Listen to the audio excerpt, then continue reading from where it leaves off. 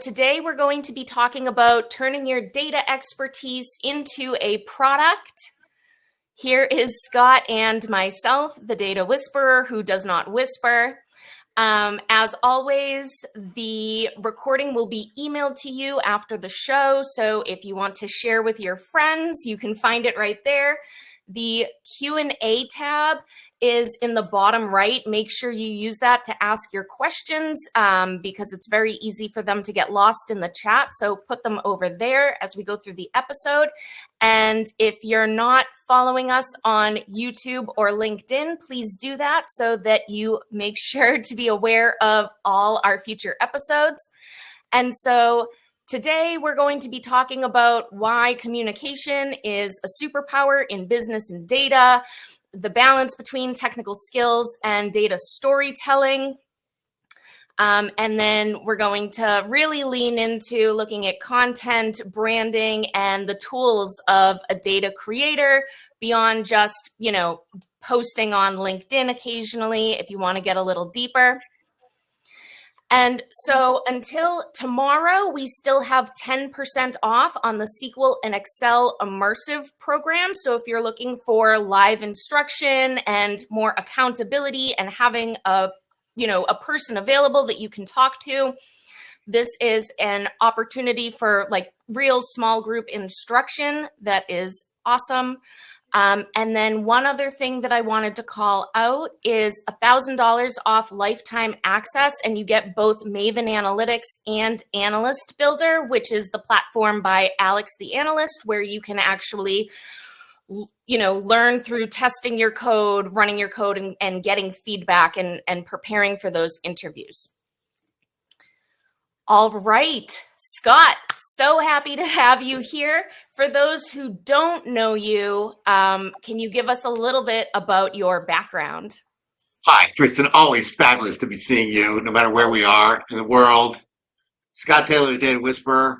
And as Kristen mentioned, spoiler alert, I don't do a whole lot of whispering. I'm out there yelling, telling, and selling about the power and value of proper data management. I'm a full-time content creator in the data space, been doing it about 7 years now, and have a background in data management, master data, reference data, all that foundational stuff, having worked at some iconic world-class brands like Nielsen and Dun & Bradstreet. But today, and for the last 7 years, I've been living this glorious life of a data influencer, if you will, where my day-to-day job is a lot more like, to stretch it a bit, a lot more like what Kim Kardashian does than what all of you data engineer and data scientists do, because all I do is create content for brands in the data space. Right, and I'm loving the glasses and hat. I'm glad to say we're here in Florida at the Data Whisperer winter headquarters in Jupiter, Florida. I saw Michael, I think, is in Jacksonville. We're not too far from there. Going up to Cocoa Beach tomorrow, but we have a little Airbnb snowbird trek my wife and I do every winter because we love our house and our location in New England, but not in February. Oh, I'm here in February, but I'm not loving it. I'm not loving it. All right, awesome. So to dive right in, what does it mean to have a brand but no product? Oh, just sort of backing up a little bit too. When we talk about brand and product, kind of talking how we extend that sort of metaphor to people's personal and professional lives. So you have a personal brand, but do you have a product to sell as well? So in my case, I've got this personal brand that seems to be thriving out there. People are engaged in the kind of stuff I do. But my product is, what do I sell? Where do I get my revenue? 100% of it comes from brand activity, working with media companies, event organizers, associations, enterprises, analyst groups like Evanta, which is part of Gartner, doing appearances, presentations, keynotes. Public speaking is certainly my specialty, but blogs, videos, webinars. I used to write white papers, but now I do puppet shows because it's a lot more fun. But having something to sell. So if you go all the way back to sort of tangible goods, the way I like to think of it is the product is what's in your cart, but the brand is what's in your heart. It's the way you feel about whatever that thing is that you are interacting with or purchasing or consuming in some way. So, Coca-Cola's carbonated brown bubbly water, but the feeling of the brand of Coca-Cola is something that everybody experiences as well. Mm-hmm. No, and part of my brand is that I code, and that helps me to get gigs where, I'm building an LLM powered app for a healthcare consultancy. A lot of the, or not, I mean, a lot, I guess would be an overstatement, but part of what I offer is that I will create a demo and then promote that as well. And so I've done that for companies like Zilliz, where I'm actually, building stuff with a vector database and sharing that. So I'm, it's like I'm creating content, but I'm still technical and I'm still, doing work, regular work. I'm not, right? So we both thrive in this space, but we all, I think, work together so well because we have different strengths that we play off of with each other. And in my case, I don't touch any data. I've never been. So I like to say, sort of in the classic design phases, I'm awesome at conceptual. I can talk my way through logical, but I never get physical. I don't touch anything. I don't do coding. I actually work with data. I just talk about how people talk about data.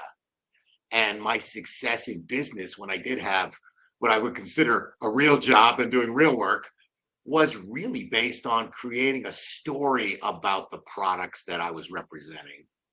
Mm-hmm. So it got No, quickly I in the see market. that. And even when I'm working in corporate, I'm, they're aware of my brand, especially now because the full-time jobs that I've had since I started building content have been people who have reached out to me inbound through LinkedIn. And so when I go into that job, they still have an idea of sort of who they're speaking to and what they're getting, and that shapes a lot of the type of work that I'm doing, even when it's fully data work. People have a sense or a feeling about you before you even show up. That means you've got a strong personal brand, or that's an indicator of it. And this is not new. So I know we all think that once the internet showed up and social media, all this stuff came up. Yes, it scales a lot faster. The dynamics are huge. The effect can be really, worldwide, but the concepts are not new. So if I go back to when I started in the data space in pre-2K, so literally 30 years ago this summer, I worked at Nielsen, and part of what I did was build a personal brand through, in those days, the only way to do it was to do things like write an article for a magazine.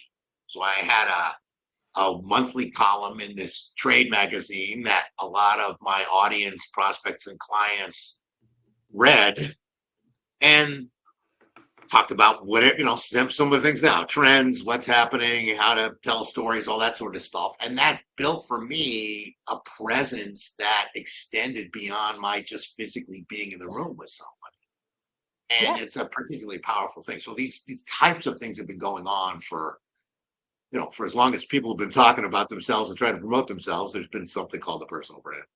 Yeah, no, and actually I didn't start until 2018, but the way I started was also through blogging. So my first article was my opinions on customer segmentation and using cluster analysis, and how most of the marketing organizations were basically reinforcing their beliefs rather than letting the data guide what they were doing. And through building that blog, I ended up getting reblogged by like Open Data Science Conference, Analytics Vidya, like a number of publications that, were quite large, but I hadn't heard of.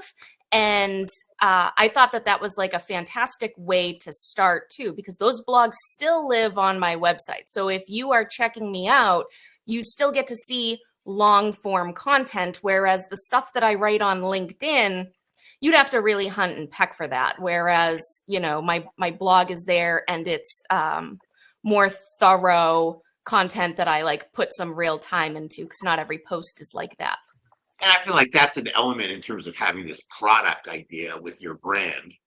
What do you represent? What's the tangible good that is delivered through the brand you are establishing, talking somewhat, metaphorically here.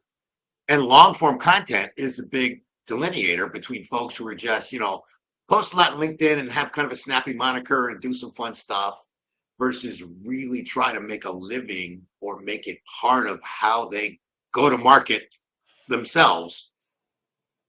And, I got my long form content, which was, started off when I wrote my book, Telling Your Data Story. Can you, if you can see the reflection Oh, in there, yeah. Telling Your Data Storytelling for Data Management. It's right on it, 99% buzzword free. So that's, didn't want to overpromise. But the idea too, a lot of folks we know, written books. You've got a book, Kate's got books, with Joe Reese, a lot of the friends we hang with all have these books. Malcolm Hawker's got one coming out. And for me, that really shows the breadth of whatever your position is. So it's one thing to write a couple 100-word blog or a pithy post on LinkedIn. That's all great as a start. But can you do 30,000 words? Can you do a book? Can you do something that will be have a lot more gravitas and expand your idea, proving that the thoughts you have that kind of depth? I think that's critical in terms of trying to stand out and being, certainly for what I'm trying to do, being paid for this kind of work. Yeah. And so how did you first think about that when you were trying to take your brand and then figure out what your product was? Sort of what was the thought process there and how did you go about that? One element was just focusing what I feel like I'm the best at and what is the most fun. So the liberating part of doing this as a content creator, influencer, whatever, however you want to classify me these days, is one element that seems to be part of the success of the folks that I hang with too is, okay, what's the fun stuff? How do we really show that whatever we're doing is fun, even though it's interesting and even though it's, critical to the data space? You still got to have this kind of energy and esprit about it that shows, okay, these people really love this stuff. So for me, one of those top things was public speaking. So I consider that my strongest suit. I tell people I have a fear of not public speaking. I love it. I had a lot of dramatic arts training in college, which I feel is almost an unfair advantage in my career, having presented at all kinds of conferences even before I was doing this full time, because I have a sense of stage presence, timing, rhythm. I know the rehearsal discipline. I work very long and hard and continue on the craft part of it, and making that seem like you don't do any of that work at all is proving, the expertise you might have on stage. But I just love it. So I'm never one to start off with a session with I know I'm the last thing between you and drinks. I want to be there. I want to excite people. I want to change the mood of the room. And I knew I had that talent in me. And so that for me was a strong suit to be able to do that. But I had to bolster it. One thing to reinforce that was doing the book.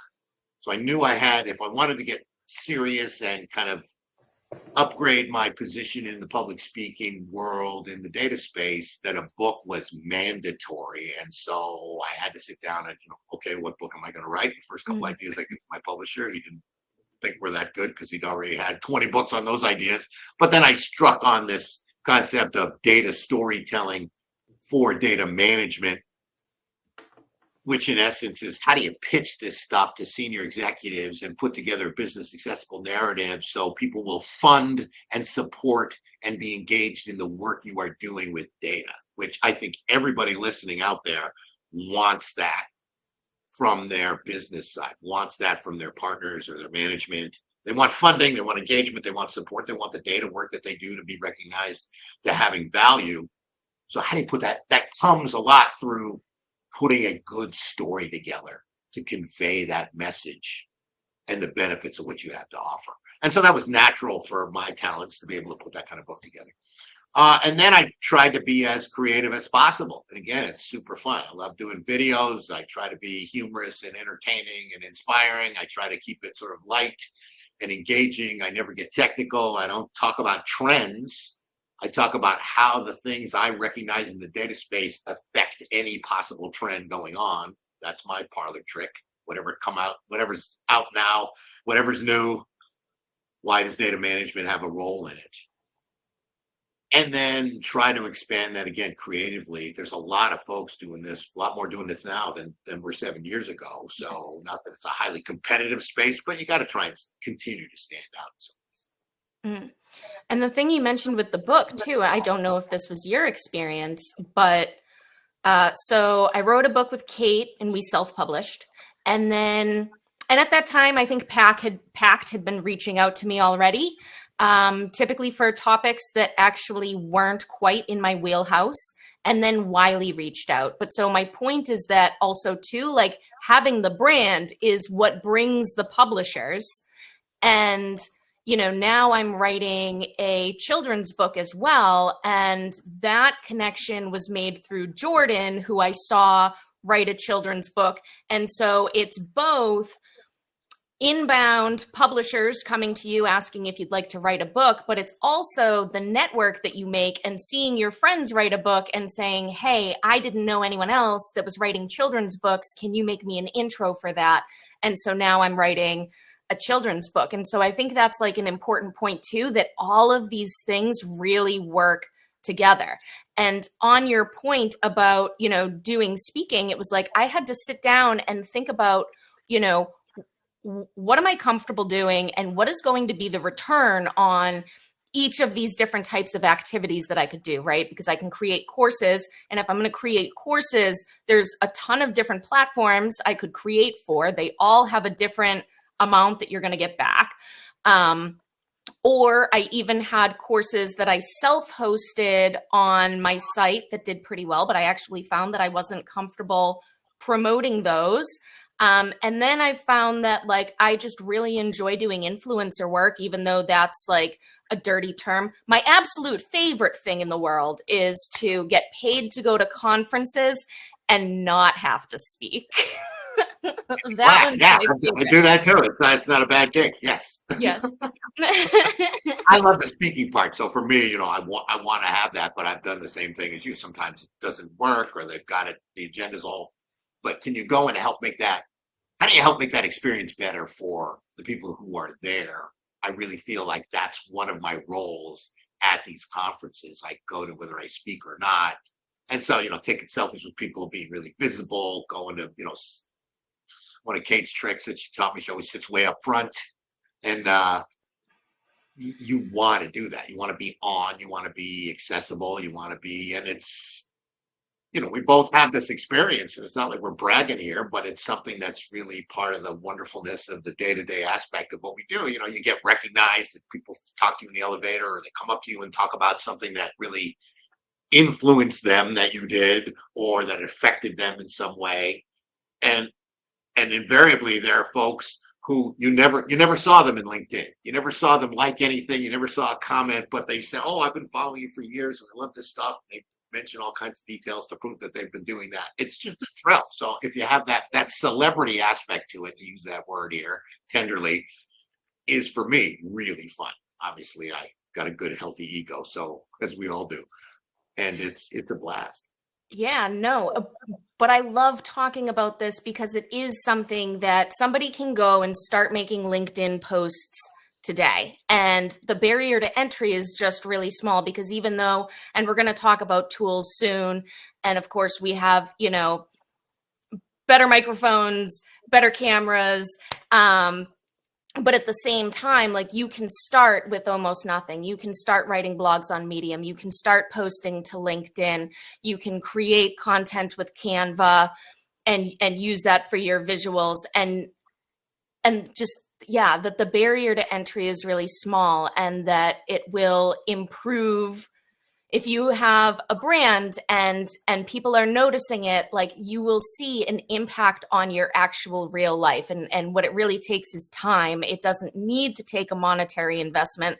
You eventually get to the point where you maybe want to or need to make a monetary investment, but like, you can get started today. And I think that that's really important. What you need is a story. What you need is a position. So what do you stand for? What do you focus on? What are the things that you really feel you're some form of expert on or have a unique point of view? For me, those are the folks I think get the most traction. Absolutely. And working and at it, it, it's a little divisive. That's better. and you were mentioning, so how did I get started? So I had a background in sales. I was a sales professional. I ran sales teams, training. I'm fourth generation sales. I have a lot of things I thought I could say about just the process of selling, but decided not to in the data space because there are other folks, certainly on LinkedIn, who just talk about being in sales, just talk about that profession. Or the work I did in marketing, similar thing, not quite as deep, but still. And for me, it was being disciplined to go, okay, I'm not going to write a post about here are, my 5 top tips for selling in general.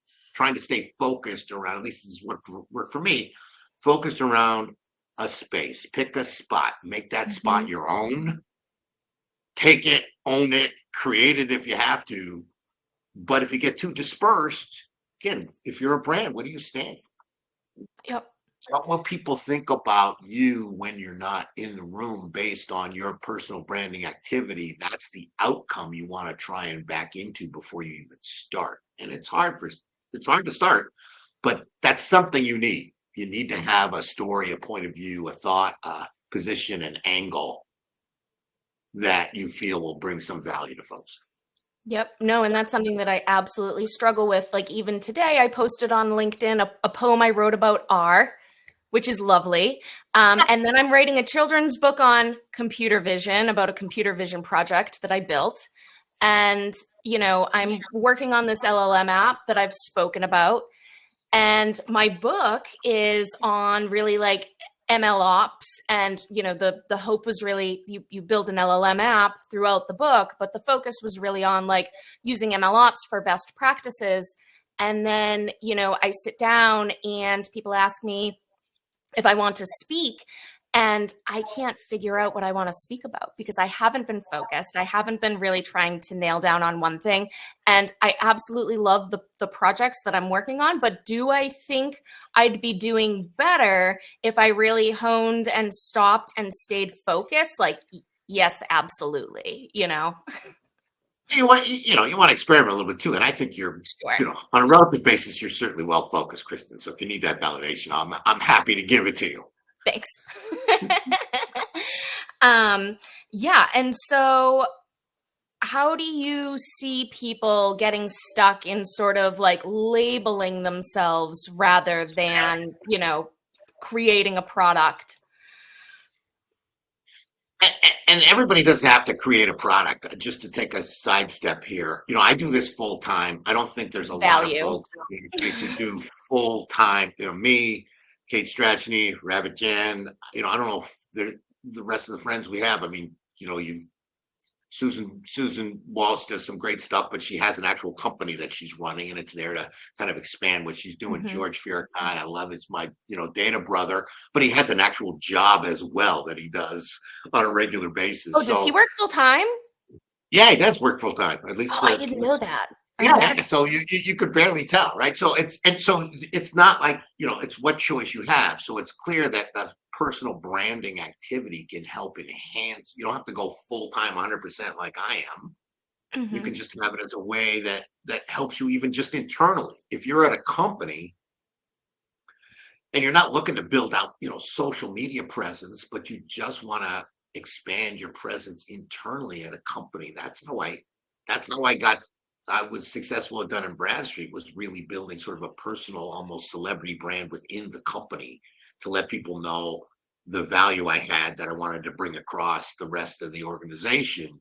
And the usual hierarchical, parochial, bureaucratic ways of doing that were holding me back. So I kind of leapt through a lot of levels, not organizationally. It was not about getting promoted. It was about getting the story that I had distributed across the widest possible area. And part of that was through just this internal personal branding that I did. No, and I've seen that myself. I remember it was in my second job, and there was this person who sort of didn't necessarily like the product she was working on never really made it anywhere, but she was really great at talking about it. And this person became very important in the company. And that's sort of when it signaled to me that how you talk about things is sometimes more important than the work that you actually do. And it feels weird to say it that way, but like I really noticed how I could see people moving up the ladder, and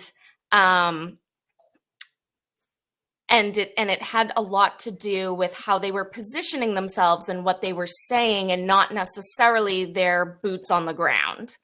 It's a balance, but if you can tell a storytelling, as we mentioned, is a superpower.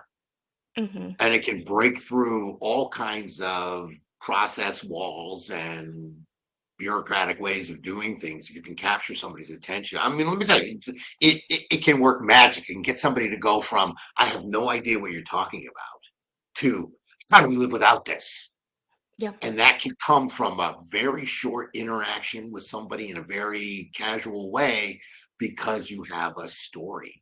And story is it's thrilling that the concept of storytelling is so huge now, and has really been something a lot of folks focus on. I joke about how I've been in storytelling since it was 2 words.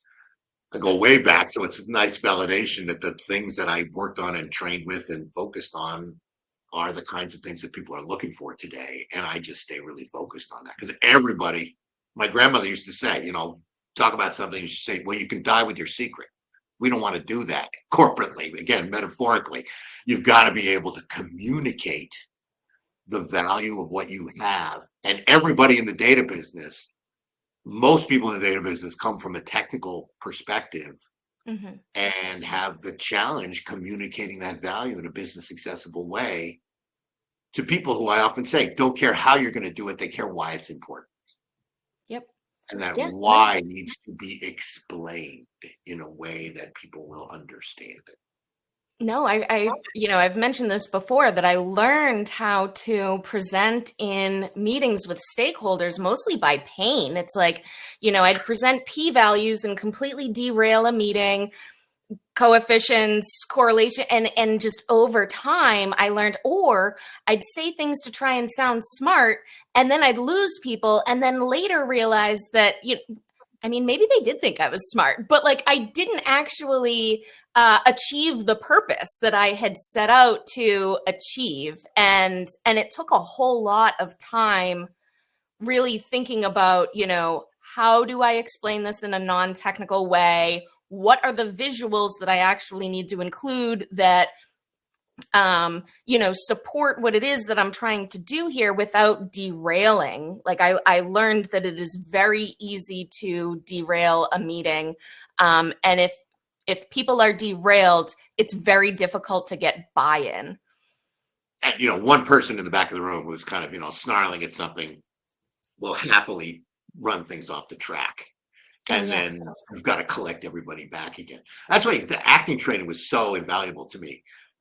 Because when you have a script and you're doing a play, you literally have to go, and you've got a monologue. You've got to say that like you're coming up with it right there. And you have to understand the meaning behind, the intentions behind those words. And they don't come with like stage directions behind it. You have to read it, you have to understand it, you have to break it down in what they call beats and objectives. What is this character trying to accomplish in this moment? And every one of those moments you can fill makes you more effective on stage, and all that. It's second nature to me now, but there's not that big a difference between doing that and standing up in front of your board to present the vision of where you want to take data in your company. Yeah, no, 100%. And so if you had to start over again, what are the things that you wished you knew earlier in your journey? I wish I was more attuned to what I felt were the special things I could bring to a party. So I talk very confidently now about this ability to put stories together, but I wasn't always as confident or crystal clear in my head about, okay, those are the skills I really have. And so dabbling in other areas, product development, I have a very similar similar history to the person you were referencing there, who, the products I worked on didn't always happen, but the story I told made them disproportionately exciting to the folks who were listening. Get it. And that was my real focus. And I would run into a lot of, one thing to watch out for in terms of being a storyteller by nature is if you run in, I always ran into marketing people who were troubled by the fact that I could put the story together because I wasn't in marketing per se at some of these companies. And so they're in charge of the story. And if I said I was in charge of the story, they would, conflict with me. And so sort of navigating that politically can be a very unpleasant process. But what I also learned was the story wins out. So when you're presenting stuff to a whole sales team and the salespeople afterwards come back to you and say, now I understand it. Thank you for that. Those 3 slides instead of the 50 I just got from, marketing that I've got to sit through. The work you're doing is the right kind of work. But I would say, again, back it up, to focus really more on understanding where my true skills were and honing those. I always joke that if I would talk to my younger self, I would say pack lighter. And I mean that also in a story sense, trying to load too much into it, realizing that the essence of starting at the essence is really more important. What are the core things you want to communicate? And then dial it up. Mm-hmm. A lot of data people tell stories, but they tell their life story. We started with this, and then we did that, and then we tried this, and then we pivoted, and all of this. And, how many times you see vendors come in and present to you, and they start with their founder's origin story, like anybody cares about that in the room other than the founder. So focusing on what are those key elements, and that takes work. It takes sometimes you got to cut a whole bunch of stuff that you love, but it just doesn't move it forward. And these are the same techniques people use in the entertainment industry. What lines got to get cut, what scenes got to get shorter, what transitions have to be more focused or clearer. Those are all things to work on. Mm-hmm. And are there any other challenges of being a creator that you'd like to add to that? It's keeping it, for me, because what I do is not really that much of a continuity thing. I'm always looking for, okay, where's my next gig? What's the next thing I'm going to do? Yep. I don't know. I've had some long-term relationships, which are wonderful.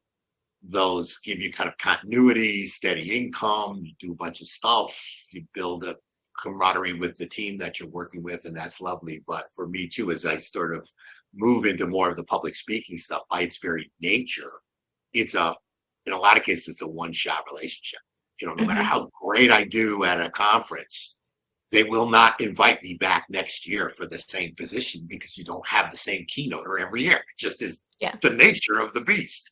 So always expanding, trying to get exposed to more and more folks who would have some form of influence on an agenda or bringing me into their corporation for an enterprise day-to-day or a town hall or things like that.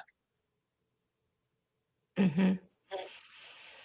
Yeah. And I think for me, like when I was starting, I only had regular business experience. And then when you start trying to figure out, okay, even if it was, because almost all of the work that I've done is inbound. I've really never pitched anyone I've applied to some different conferences for speaking, but like outside of that, I'll probably remember some more later, but the majority is inbound. And I think for me, like the biggest problem was like, how the hell do I price this? When I speak with companies, a lot of times they want like a package. And then it's like, how do I design these packages? And then all of a sudden you're, just trying to come up with stuff that in the beginning I knew nothing about. And I think that the message here too is that like, I knew nothing about it, but I did it anyways. And now I'm comfortable. And some of that, I feel like all of my learning has been through pain, but whether it's presenting to, in corporate for a model that I built, or, I'm figuring out how to, do content creation as a business. It's all just sort of bouncing against the walls. But if you keep going, you eventually get there, I think is how I Yeah, feel. not everything's a hit. And I think the discipline of understanding what you're really good at, and in conversations where I've had with folks who are interested in working with me, and then we get to, okay, it's, I don't do it just to do it, but sometimes you got to turn folks down or tell them, look, Yeah. I'm not the right person. Mm-hmm. And hopefully that kind of transparency engenders some kind of deeper relationship with them where they realize they can trust you. And if the right kind of thing does come up, which I try to explain, here's my sweet spot, here's what I'm really good at. If this thing, then I'm on the list for that. But it's, especially if you're going to be looked at as some form of voice, you've got to have that real voice. You've got to have the goods. You got to have the product behind the brand. You've got to have, there's the label on the outside of the box, and then there's what's inside the box. And it's what's inside the box that keeps people coming back, not the label. So it's a combination, and that analogy works for branded consumer packaged goods, and it works for people too. Mm-hmm. Mm-hmm. Knowing what that focus is and what you're really good at, I think helps build those relationships. And I'm also just amazed that we can actually do this. So if you think about just this community that we live in, the fact that you and I and a lot of the folks, the data vendors we rolled with, and the expanded group of data content creators, which is growing on a regular basis, that the funding is still there. The brands and the media companies that are working with us are always looking for content, looking for ways to capture people's attention for whatever intention they have.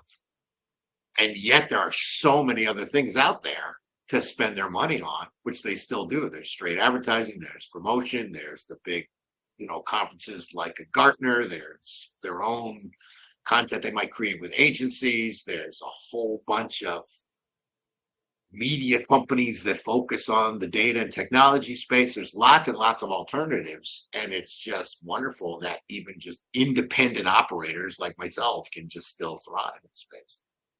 Yeah, no, I'm happy to be an independent operator like Yes. myself as well.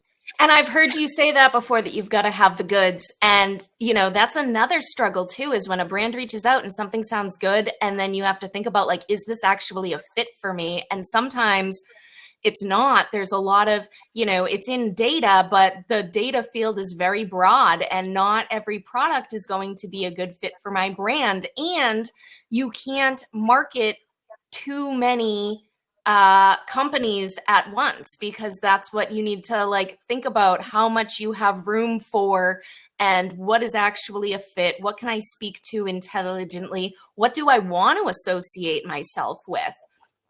And so, yeah, no, it is there's lots of questions. Help people take action on whatever I'm sharing with you. Yep.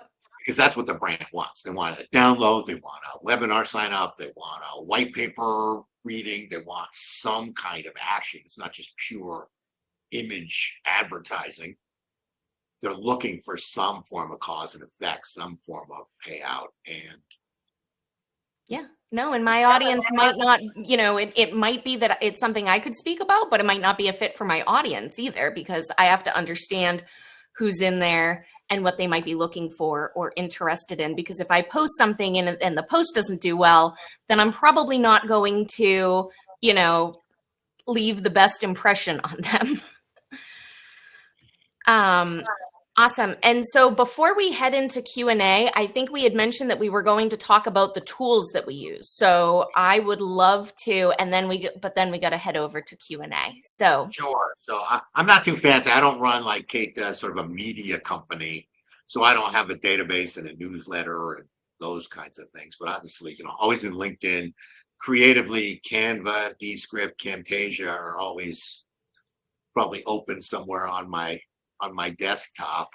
Canva for creative, which is just, it's wonderful to be able to do stuff with your finger on an iPad and the kinds of things. Especially going back, I'm starting to sound like a super old guy, but when I started in creative layout as the editor of my high school newspaper in the 70s, I used to take what they called letter set. Google that one, gang, where you actually had to rub each letter in a straight line to make a headline for the layout that you were then going to reproduce.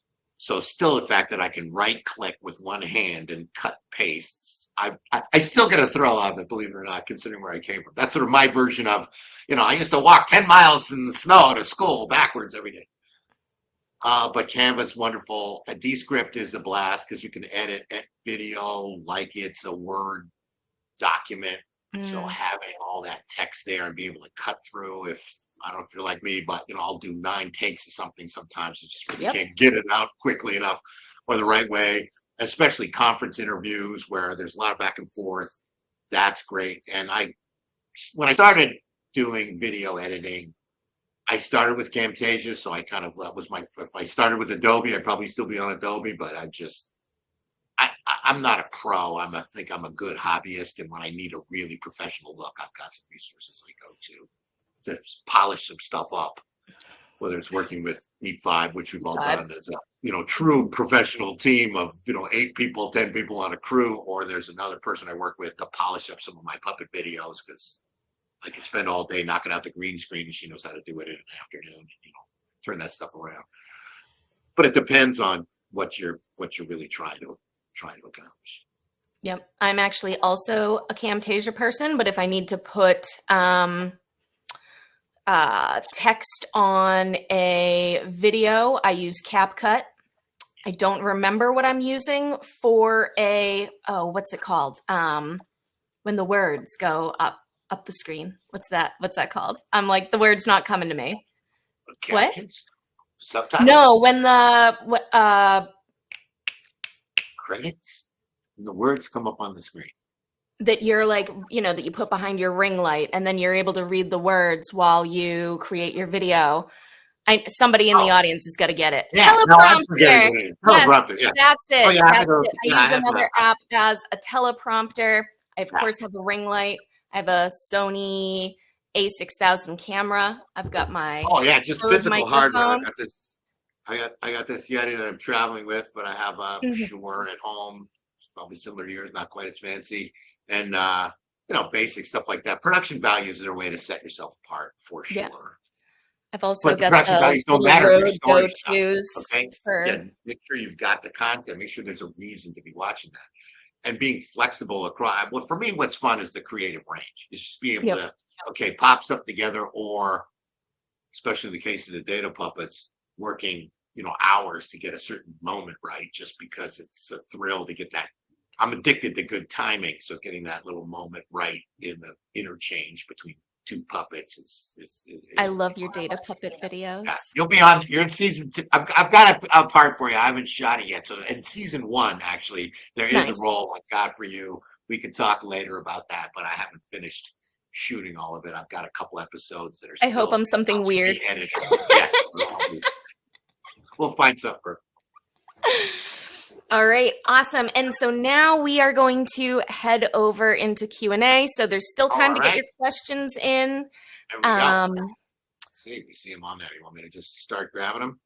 Oh, I can grab them for you. So this is Jeff, and he is asking, what are some good resources to use to learn data storytelling? Learn data storytelling. Well, obviously, I would start with my book, which is Tell Your Data Story, Data Storytelling for Data Management, 47% off on Amazon. That's a good one.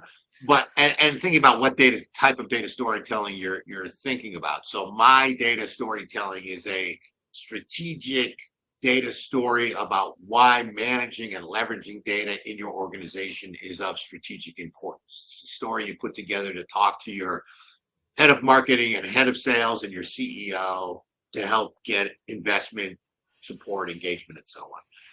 The other data storytelling, which was really the one that was established first, I wish it would be called analytics storytelling, because that's what it really is, how to take an insight or some kind of metric, put it in a narrative to drive some form of business action. Brent Dykes has got some great stuff. Who else? There's a lot. Just Google data storytelling. Everything else will come up other than me. The rest of these experts are escaping me at the moment here. Sorry. but there's a lot of great books out there about data storytelling. But I would start, if you're not good at putting stories together, look for that kind of training, whether it's masterclass, whether it's there's a couple of academies out there that have. I watched this great series that Pixar put together on just creating characters, and they've got like a 6-line story arc that they always use. I'm going to butcher it here, but it's along the lines of, okay, first there was this, and then this happened, and then that happened, and then you fill in the blanks. So just understanding story structure. Shakespeare, not to dive too deep, but has a classic 5-act story structure that everything should follow. So just learning before you get to the data part, the story element and what makes a story, what doesn't make a story, why are some good, what is that structure, beginning, middle, and end, getting your arms and your brain around that concept will be helpful regardless of whether it has to do with data or not, because you can then apply those techniques to whatever topic you're trying to articulate. And we have a Maven Analytics. We have a podcast episode coming up too with Angelica DeLuca, who wrote a book about cinematographic techniques for data storytelling. And so we're literally looking at, like, you know, in this scenario, who is the hero? And but it's data and models, but really breaking down and saying, like, okay, what is the story here, and how do we put that together? And start with the end in mind. So if you're going into a meeting, what do you want to get out of it? If you can't answer that question, then you really shouldn't have that meeting. It's a hard question to answer. And recognizing too, and this is more a sales technique, when you get that action that you're looking for, then you're done. My dad taught me, when you get the yes, shut up. Shut up. You know, don't keep going up. You got another 45 minutes left. Just give them back the time. Think about what you want to try and accomplish. Back, reverse engineer it to how you start, but know what you're looking for before you go in, and you will be a lot more effective communicator. I love that. I love that. All right. And this question is from Serena. Hi, Serena. Would you go back to a regular corporate job? Why? Why not? Well, to quote King Lear, since we brought up Shakespeare, never, never, never, never, never. I'm having way too much fun. I'm my own boss. Work with my wonderful, beautiful partner here, the Data Whisperer. We travel the world. We have a blast. And at this point, frankly, in my career, I am done with the corporate life, long past it 7 years ago. I love working with companies, but I just don't need it. My lifestyle's way too free and easy right now to get locked You vacation down. way too much. Have they don't the give 10 weeks of vacation a year at corporate. No. Despite all your unlimited PTO, believe me, I get unlimited PTO working for myself. Yeah. So for me, I have twice gone back to full-time work, and I enjoy full-time work. The problem is that it doesn't fit. Well, I can enjoy doing almost anything. I get like passionate about all sorts of stuff. But for me, I now work 8:30 to 2:30 so that I'm available when my kids get out of school. And I have no stress when it's time for the dentist, the doctor, days off, half days, because I make my own schedule and I work for myself. And so if there was a corporate job that actually fit into that, I would do it, because there is stability. Like Scott was talking about earlier, when you take a contract, even after that contract finishes, you might not get paid for a while, or like somebody can say, we want to work with you. And then they disappear for 3 months and then pop back up. And there's periods of the year where you hear from more companies, and there's slower periods of the year. So there's definitely drawbacks to working for yourself, but I can't replicate my availability for my children with a corporate job the way that I can working for myself. Yeah. My kids are all grown. I got grandkids, our lifestyle. So, very different part of my career than where you're at. So this freedom and flexibility is a blast to travel the world and have a great time doing it. Oh, Felipe would like to know, what is the story behind your middle name? What is the story about my middle name? So I did a conference, a keynote for this company, Blue Chip Technologies, back in December, and it was in Lagos, Nigeria. So it was an absolute crazy trip. It came up rather quickly, and it was like, boom, I had to go. And took 2 days to get there, 2 days to get back. And I was the opening keynote. There were 2,500, 3,500 people in the room. There were another 4,000 online. It was massive. It was one of the craziest experiences I ever had. So I'm done with my session, and the two moderators, who were just wonderful. One was a TV news personality, and the other one was just another guy who had great stage presence and obviously did this kind of stuff as well. They called me back on, and it was a huge compliment. They said, "Okay, Scott really engenders the Nigerian spirit here. We have to give him a Nigerian name." And they went on. I think they were obviously late in the agenda. I'm going to post a clip of this because I do have the whole recording. I just haven't done it yet. And they went around the audience trying to pick names, and they showed up with Olufemi,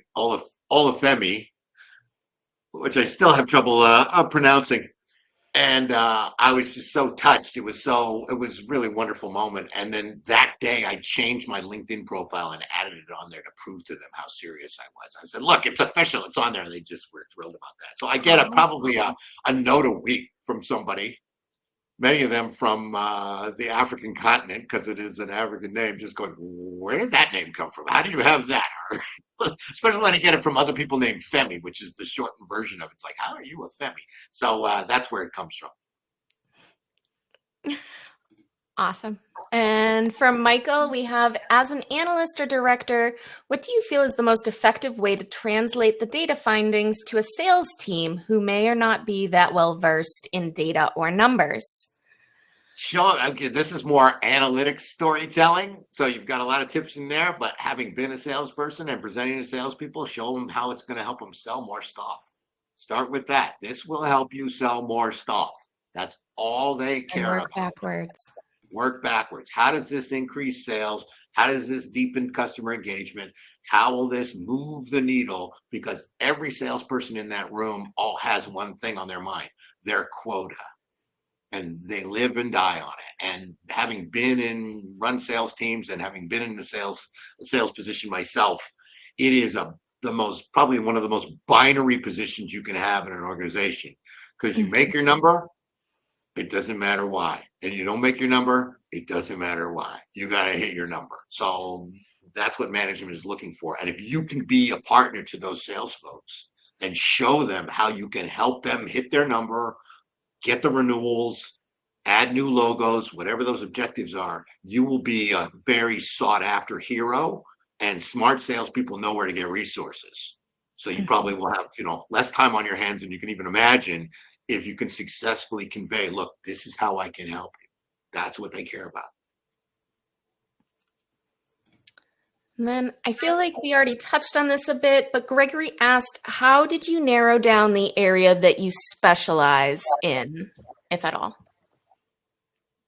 It was learning what you're good at. So to reference some of Kristen's learning experience process, some of it was with pain with me too, trying to get too technical, for me, it was a lot of it had to do with, realizing if I was spending a lot of time explaining something that somebody else explained to me, but I never actually did, then that's not an area I should focus on. And I always partnered up with technical people. So Malcolm Hawker, who a lot of you know, was my partner at Dun & Bradstreet. He and I traveled the world. That's where I kind of came up with, I'm the why and he's the how. He would know how things were done. But I always had somebody in production and operations in the area that created the thing I was talking about, listen to me. And I had to tell him, look, pick apart what I'm saying. I know where my talents are. I know I can make almost anything sound good. All right. So that's a talent. Sometimes it's a curse, but mostly it's a benefit.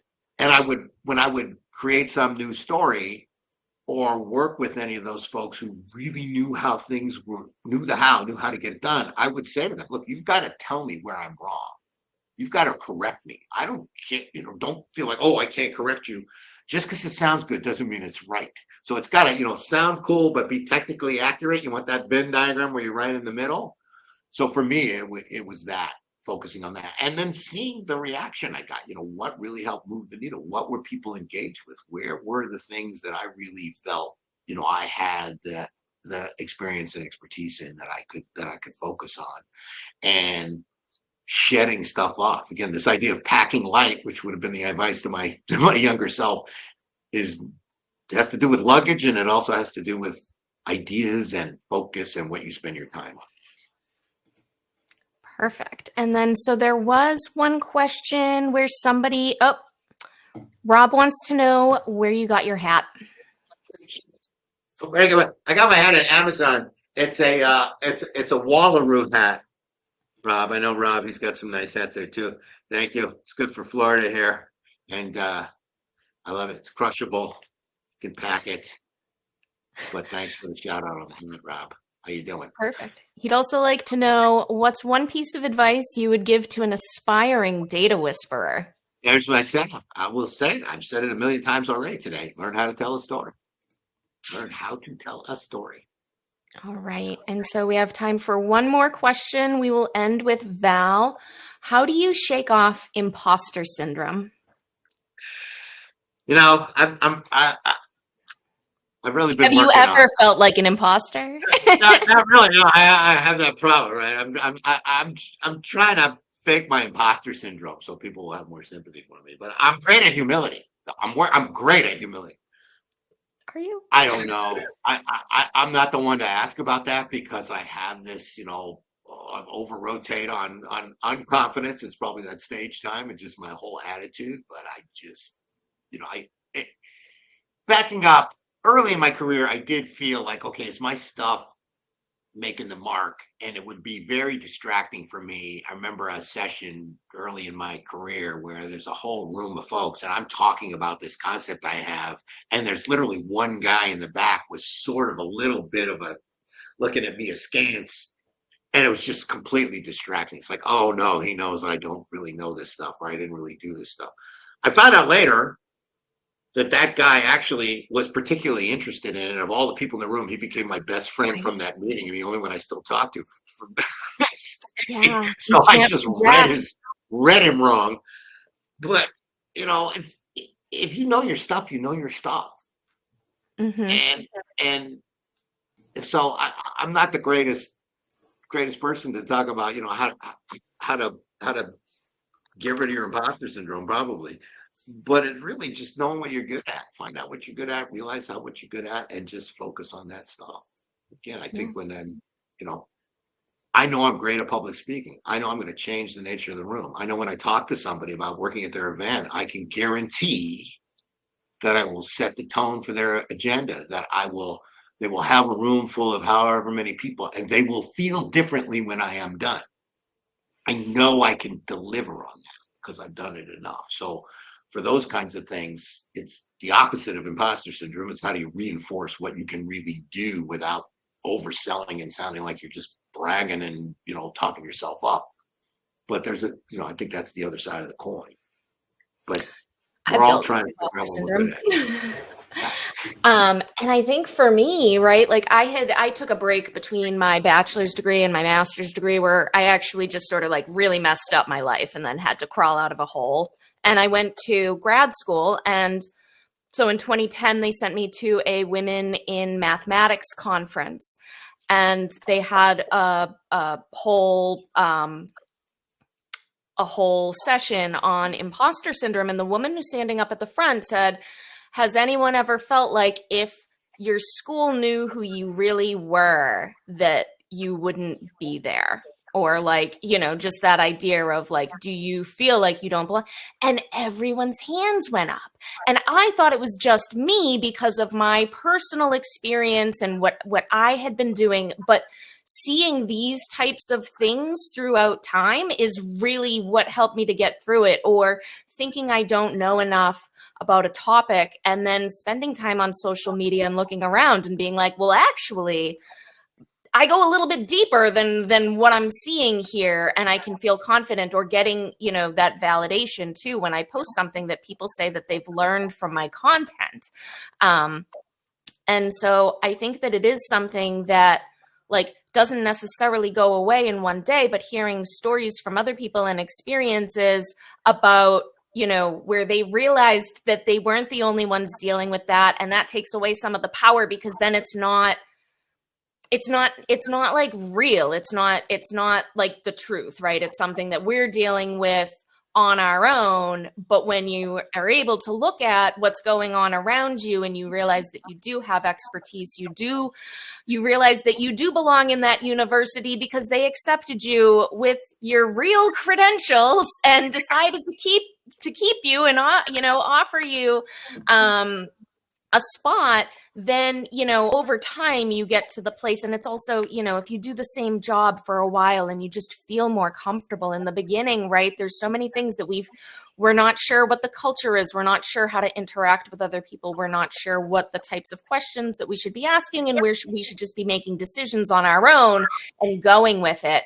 But it's really through experience, which can come really quickly if you're if you're aware of it and you're, thinking about all these points as you go along, you can start to move past some of that. And of course, like, you can still have bad days where maybe you're feeling like a little bit more insecure than you do normally, but in general, I know what my strengths are now. I know what I'm good at. I know what I'm not good at, and it's okay that I'm not good at certain things, and I don't have to be good at everything. And so now I feel pretty good most of the time. And don't get distracted by the outliers. There's always going to be somebody who doesn't like it. That's what I kind of feel. So even when I do sessions, and they just whatever. There's always going to be someone, and once you realize that you're not going to get 100%. I got a comment on a recent session I gave, and it was just huge, over the top, glowing stuff, and my lowest mark, which was actually a 7, so that's pretty good out of 10. And the guy goes, I don't know if it's a guy, but the comment was like, a lot of people thought he was funny, but I thought it was a little bit annoying. I was like, all right, that was hilarious. So there's always going to be somebody. Okay, not everybody's going to love, but it's Yep. authenticity. Work on that, and as Laurence Olivier said, if you can fake that, you've got it made. Yep. All right. Awesome. Thank you so much, Scott. I always enjoy chatting with you, obviously, but thank you for coming and joining me and being lively and wonderful. We'll share with people the Oh, moment. God.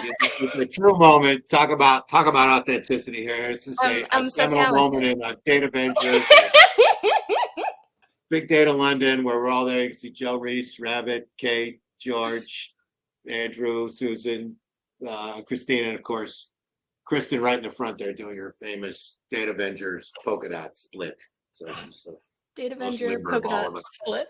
What a thrill. So being able to do that kind of stuff is just wonderful. But always great to talk to you, and lovely to spend time with you, especially from all these people. Thank you. No, I truly enjoy spending time with you. And just one more mention of the SQL and Excel immersive cohorts. There's 10% off until tomorrow, so that's going to go away. And the other thing is the Analyst Builder and Maven Analytics collab, where you can get $1,000 off lifetime access. So let me just share the links to those. And thank you so much, everybody, for coming. I hope you enjoyed this episode, and I hope to see you again next week. Thank you.